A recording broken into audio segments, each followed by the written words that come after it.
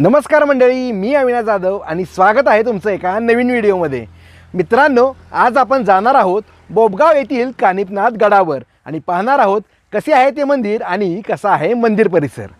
मित्रांनो, आज आपल्याबरोबर असणार आहेत नाथ संप्रदायाशी निगडीत विशेष असे पाहुणे. तर पाहूया कोण आहेत हे पाहुणे आणि त्यांच्याबरोबरच पाहूया हा मंदिर परिसर आणि जाणून घेऊया त्याचे महात्म्य. चला तर आजच्या या भक्तिमय प्रवासाला सुरुवात करूया. श्री क्षेत्र कानिफनाथगड हे पुण्यातील पुरंदर तालुक्यातील बोबगाव डोंगररांगेवर वसलेले एक पवित्र असे ठिकाण आहे. हे कानिफनाथांचे तपश्चर्याचे ठिकाण असून असे सांगण्यात येते की कानिफनाथांनी तब्बल 24 वर्षे येथे तपश्चर्या केलेली होती आणि याच ठिकाणी कानिफनाथ आणि नाथांचे नाथ भोलेनाथ यांचे संवादही होत असत अशीही आख्यायिका आपल्याला ऐकायला भेटते. दुचाकी अथवा चारचाकी वाहनाने थेट आपल्याला मंदिरापर्यंत जाता येते आणि सुरुवातीलाच आपल्यालाही खूप सुंदर अशी भव्य कमान पाहायला मिळते.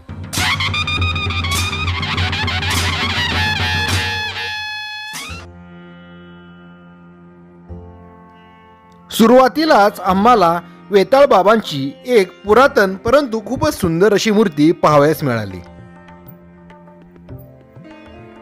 या मूर्तीच्या शेजारीच आपल्याला एक जुनी अशी दगडी दीपमाळ पाहावयास मिळते.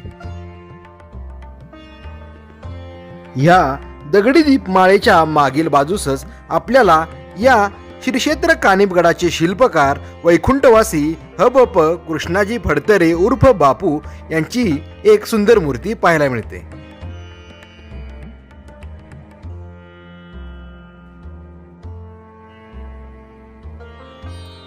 आणि याच्या मागील बाजूस आपल्याला नवनाथांची एक भव्य कमान पाहावयास मिळते. या कमानीवर नवनाथांच्या जन्मकथा शिल्पांकित करण्यात आलेल्या आहेत. ही सुंदर अशी कमान पाहून आम्ही थक्क होऊन गेलो.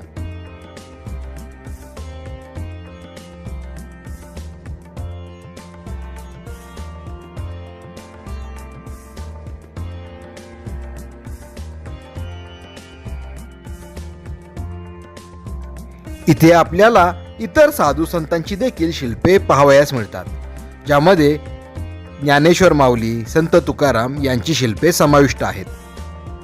आम्ही थोडा वेळ तिथेच रेंगाळलो आणि तिथेच पाहुण्यांची वाट पाहत बसलो आणि अखेरीस आमचे ते पाहुणे आले.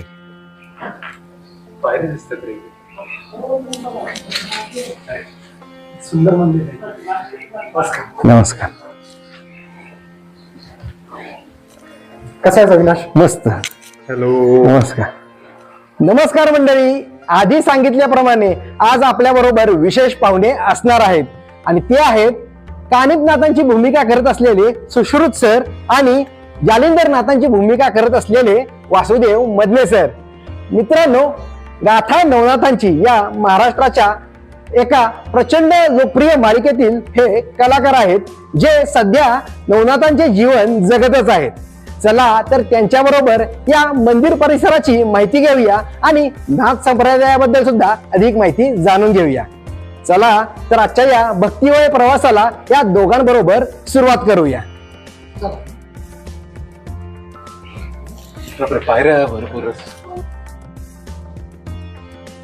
परिसर खूपच सुंदर आहे. थोडासा चढ जास्त आहे आणि या पायऱ्यांची विशेष म्हणजे इथले जे स्थानिक ग्रामस्थ आहेत त्यांनी स्वतः वर्गणी काढून स्वतःच्या खर्चाने हे बांधलेलं आहे.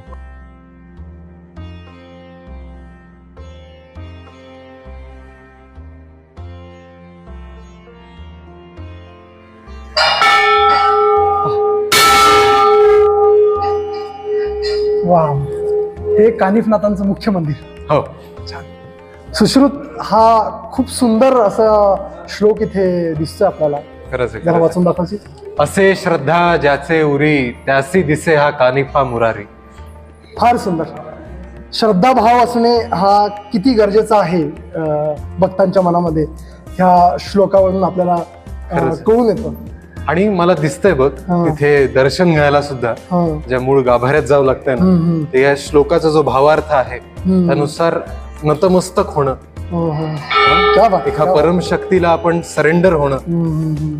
तसं ते मला ती चौकट दिसायला लागली आहे. आणि ती बघ ना किती कॉन्सन्ट्रेटेड आहे ती चौकट. छोटीशी आहे, छोटीशी आहे ती जाण्यामध्ये पण टेक्निक लागते बरं का तिथे. आहे ना. तिथे ते बरं, आपल्याला आपण guide करते. असं सहज जाऊ शकतो तिथे? नाही नाही नाही, असे सरळ नाही जाऊ. आपण वस्त्र काढावे लागतात आपल्याला वरची. अच्छा, अच्छा. चामड्याचं काही असेल तुझं हा. बेल्ट वगैरे, बरोबर. ते काढून ठेव, बरोबर. हा. मग आपल्याला आत जाता येईल. अगदीच.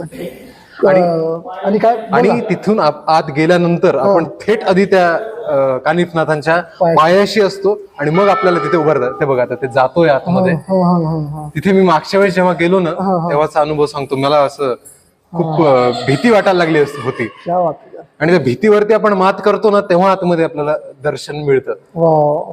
म्हणजे तुम्ही तिथे चरणी लीन होतात तुम्ही. खरंच सुंदर गाभारा आहे आतमध्ये. आपण आता बघूच येत. चला चला. त्यानंतर आम्ही कपडे काढून बेल्ट काढून नंतर कानिफनाथांचे दर्शन घ्यायला त्यांच्या गुहेमध्ये निघालो. 11 इंच उंच आणि 9 इंच रुंदीची ही चौकट आहे आणि त्यामधूनच आपल्याला आत जायचे आहे. ज्याच्या मनी खरोखर कानिफनाथांचे दर्शन घ्यायची इच्छाशक्ती असते तो कितीही मनुष्य जाड असला तरीही या चौकटीतूनच जातो, आणि हे आम्ही प्रत्यक्ष पाहिले आणि अनुभवले सुद्धा.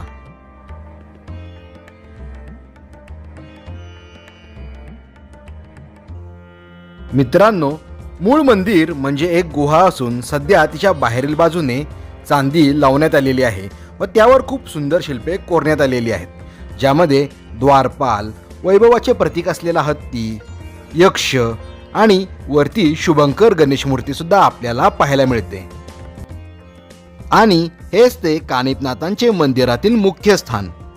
कानिफनाथांची मूळ समाधी अहमदनगरमधील मडी येथे आहे. बोबगावातील गवळी बाबा नावाचे भक्त नेहमी मडीपर्यंत चालत जात असत आणि त्यांच्यावर प्रसन्न होऊन कानिफनाथ बोबगाव डोंगरावर आले अशी आख्यायिका येथील स्थानिक लोक सांगतात.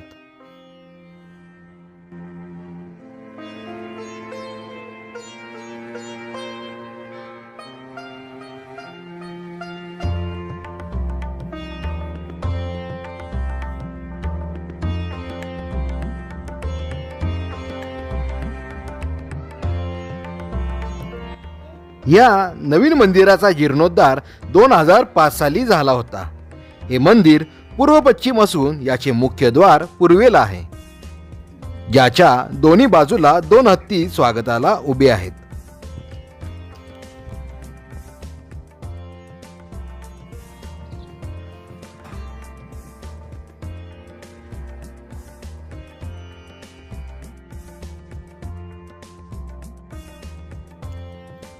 वरील बाजूस असलेले कानिफनाथांचे सुंदर असे शिल्प तुम्ही पाहू शकता.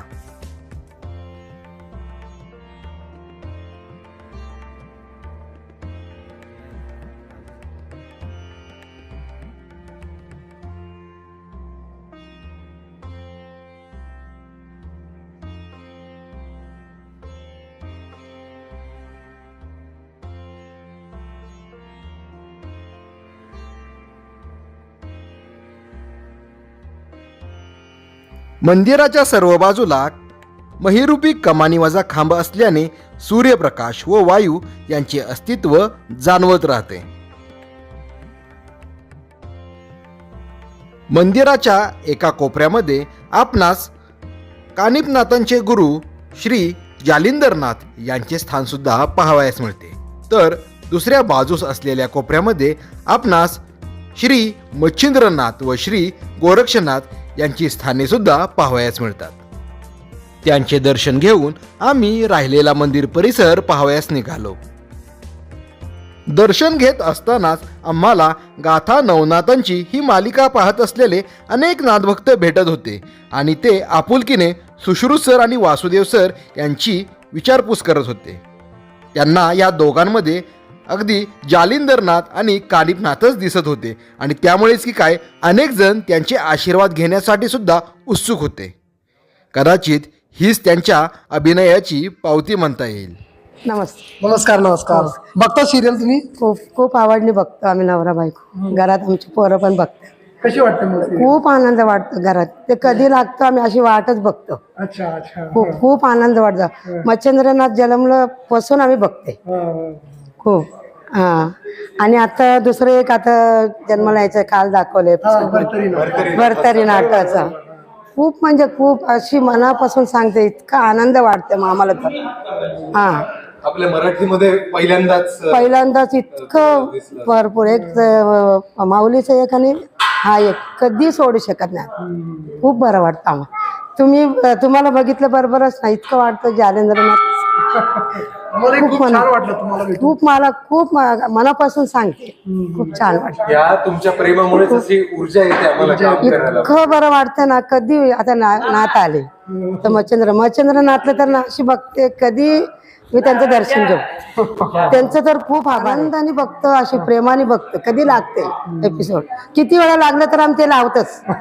सगळं सण आता 2:30 वाजता लागते, मग नंतर 3:30ला, मग 6:30ला तर सोडत नाही. खूप आनंद वाटतो खरंच. आज माझं खूप इच्छा झाली. खूप खूप धन्यवाद. सर्व नाथभक्तांबरोबर आम्ही मनसोक्त चर्चा केली आणि त्यानंतर राहिलेला मंदिर परिसर पाहावयास निघालो.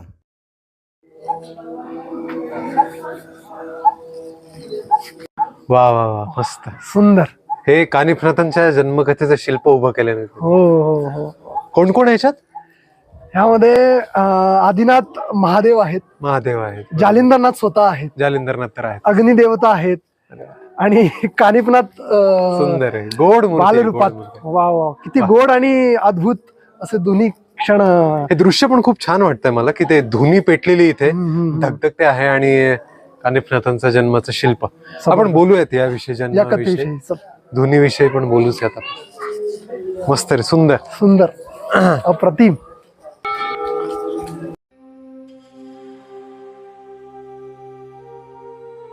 तर सुश्रुत आताच आपण एक अद्भुत असा क्षण बघितला, ज्याचं शिल्प त्यांनी कोरून ठेवलेलं आहे. सुंदर सुंदर सुंदर काढलेलं असा आहे ते की शिल्प. कानिफनाथांचा जन्म जो ऐतिहासिक आणि फार गोड असा क्षण आहे. त्या क्षणामागे एक कथा आहे. तर ती जी कथा आहे ती फारच मनोरंजक आहे, इंटरेस्टिंग आहे. तर तू स्वतः कानिफनाथांची भूमिका करतोय, तर त्या कथेविषयी जरा सांगा मला. कथा अशी आहे ती, की जेव्हा ब्रह्मतेज हत्तीच्या कानात पडलं होतं आणि मग तिथे प्रबुद्ध नारायण जाऊन तिथे वसले आणि मग शंकरांनी आणि दत्तगुरूंनी जालिंदरनाथांना सांगितलं की असे प्रबुद्ध नारायण त्या हत्तीच्या कानामध्ये आहेत आणि तिथे एका नाथांचा जन्म होणार आहे. बरोबर. आणि ते जाऊन तुम्ही जा आणि त्याला काढा बाहेर. ते असे जालिंदरनाथ तिथे गेले आणि त्यांनी प्रबुद्ध नारायणाला हाक मारली आणि कोण नाथ आहे, आणि मग ते असं छोटासा कानिफनाथ. कानिफनाथ सुद्धा नाव नंतर पडलं, कारण हत्तीच्या कानातून आला म्हणून कानिफनाथ.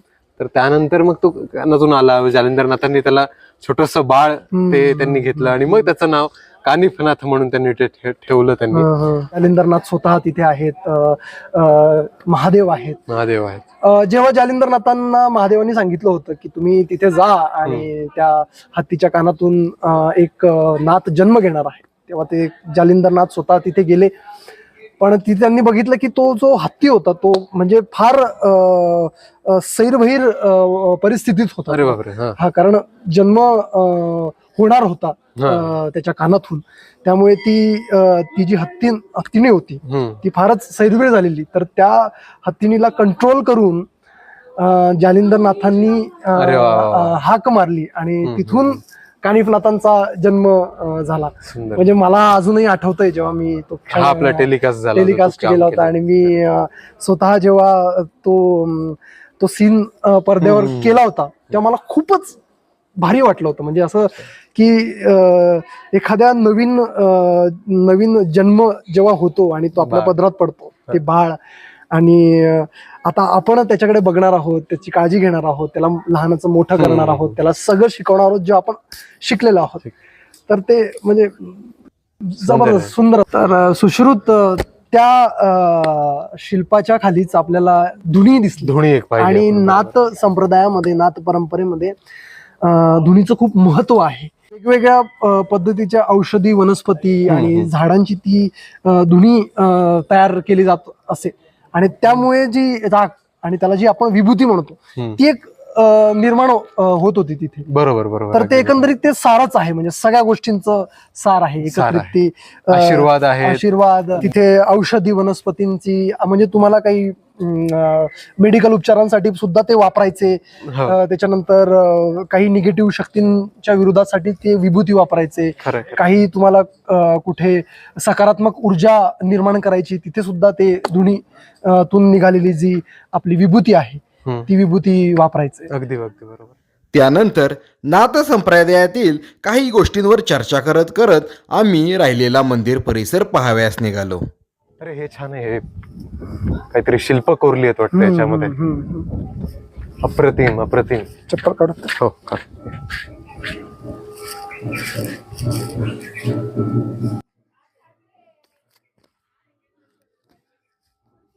वा वा, किती सुंदर कोरलंय ना रे. खूप सुंदर कोरलंय बघ. म्हणजे या अख्ख्या शिल्पामध्ये नवनाथ तर आपल्याला दिसतातच आहेत, पण म्हणजे उगमापासून अख्खं नाथ संप्रदाय आणि त्याचा इतिहास पण असा याच्यातनं दिसतोय असं मला वाटतं. याच्यात सुरुवात भगवान शंकरांनी केलेली आहे आणि आपले गुरु दत्त गुरूंनी सगळ्यांना मार्गदर्शन केलेलं आहे नाथांना. त्यामुळे ते आहेत. भगवान विष्णूंचं खूप आपले नवनारायणच आपल्या याच्यामध्ये आलेले असतात नाथांमध्ये. त्यामुळे हे सगळं खूप आवडलं मला हे शिल्प. आणि यात मुळात अजून एक गोष्ट अशी आवडलेली आहे मला की याच्या वेश पण यात खूप छान आणि अगदी डिटेलमध्ये इथे वेश परिधान केलेले नवनाथ आपल्याला बघायला मिळतात. त्यामुळे काय काय वेशभूषा नवनाथ वापरायचे, परिधान करायचे ते आपण इथे म्हणजे सांगू शकतो की कमंडलू दिसतंय नवनाथांच्या हातामध्ये, चिमटा आहे, त्यानंतर रुद्राक्ष माळ जी गळ्यामध्ये माळ जपासाठी सुद्धा वापरायचे ती गळ्यामध्ये वापरतात, घालतात. त्यानंतर कर्णकुंडला आहेत कानामध्ये, सगळ्यांच्या कानामध्ये कर्णकुंडला आहेत. आणि याविषयी माहितीये का तुला? हे जे छाती भोवती बांधतात त्याला मेखला म्हणतात. सांग ना सांग ना. आणि तुला ते त्याचा का वापरतात ते सुद्धा सांगतो तुला. मेखला ही लोकरीची असते आणि ही खूप मोठी 20-25 हात लांब अशी ती मेखला असते. 22 ते 25 अशी हात, आणि ती अशी इथे बांधायची. आणि ती का असते माहितीये? लोकर हे तर तुला माहित असेल की त्याचं जे टेक्स्चर असतं किंवा त्याचं ते टोचत असतं, बोचत असतं सतत. बरोबर. तर आपण कधीही सतत जागृत असावं नवनाथांनी म्हणून ते होतं. आणि फक्त इथेच नाही, हे हातात सुद्धा ती हस्तमेखला असायची. बरोबर.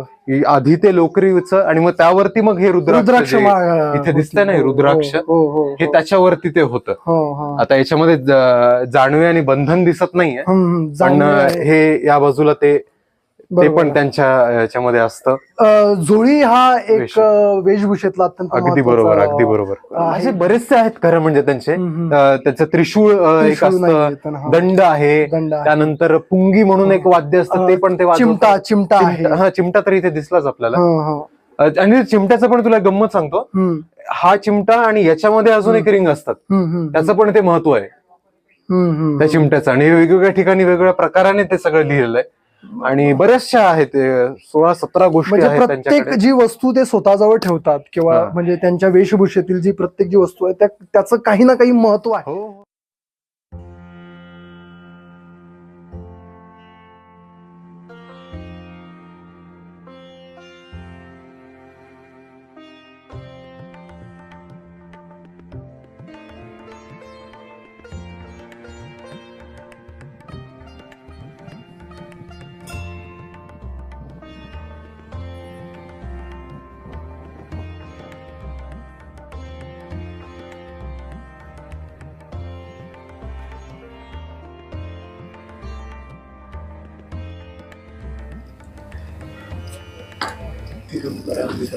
श्रीपाद वल्लभ दिगंबरा खूप मस्त वाटत आहे.